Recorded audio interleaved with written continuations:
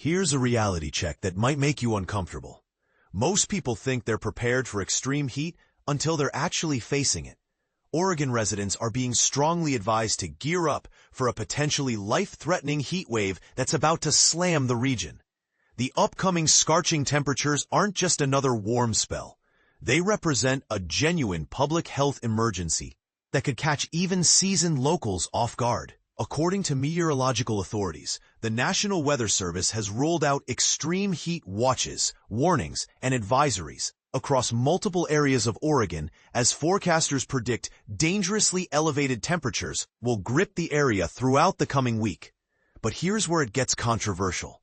Why do we consistently underestimate the deadly potential of heat waves when they kill more Americans annually than hurricanes, tornadoes, and lightning combined? The Oregon Department of Human Services, working alongside the Oregon Department of Emergency Management, is sounding the alarm for all state residents to implement immediate protective measures. These precautions aren't just suggestions. They're potentially life-saving actions that should extend to family members, neighbors, and particularly those at highest risk. Who exactly faces the greatest danger? The most vulnerable populations include senior citizens, infants and young children, individuals living with disabilities, people who work outdoors for a living, expectant mothers, and anyone lacking access to adequate air conditioning systems. When authorities issue an extreme heat warning, they're essentially declaring a medical emergency in progress. The official guidance is crystal clear. Extremely dangerous heat is expected or occurring. Avoid outdoor activities, especially midday. Stay indoors in air-conditioned spaces, drink plenty of water, and check on family and neighbors. The agencies are also emphasizing advanced preparation strategies. Citizens should be ready to completely halt any outdoor activities and have already identified nearby cooling shelters or connections with friends and family who have functioning air conditioning systems. And this is the part most people miss. Heat advisories represent a step below warnings, but still indicate genuinely dangerous conditions. During these periods, limiting outdoor exposure becomes crucial, particularly during peak afternoon hours, while prioritizing time in climate-controlled environments.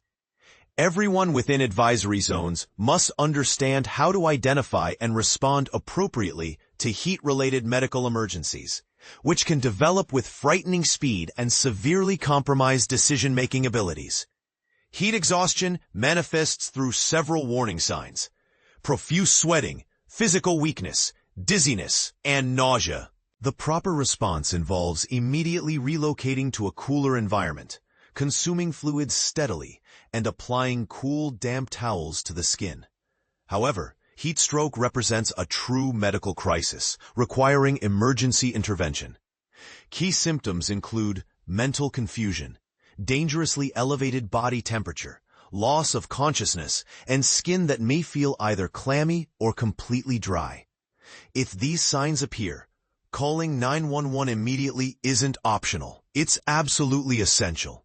To maintain safety and comfort during extreme heat events, residents can access cooling resources through the 211 helpline or by visiting the comprehensive 211info.org website.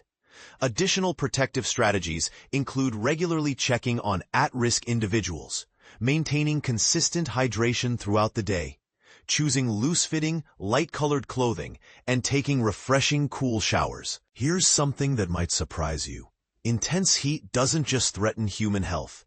It dramatically escalates wildfire risks and places tremendous strain on electrical infrastructure. Everyone shares responsibility for wildfire prevention by strictly adhering to local burning restrictions and immediately reporting any potentially dangerous conditions to authorities.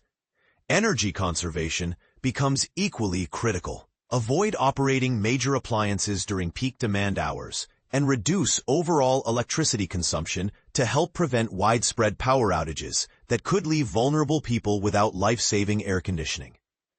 But here's a question that deserves serious consideration. Should utility companies be prohibited from shutting off power to customers during extreme heat events, even for non-payment? Some argue this represents basic human decency, while others worry about the financial implications for struggling utility providers. Oregon residents can report price gouging of essential items or accommodations during heat waves and other severe weather emergencies through the Oregon Department of Justice website or by contacting 503-378-8442 directly. For comprehensive information and ongoing updates, residents should register for emergency alerts at oralert.gov and monitor current conditions through the NWS Heat Risk Forecasting page. Here's my final thought-provoking question for you. Given that climate change is making extreme heat events more frequent and intense, should communities be legally required to provide free cooling centers for all residents, or does this represent government overreach?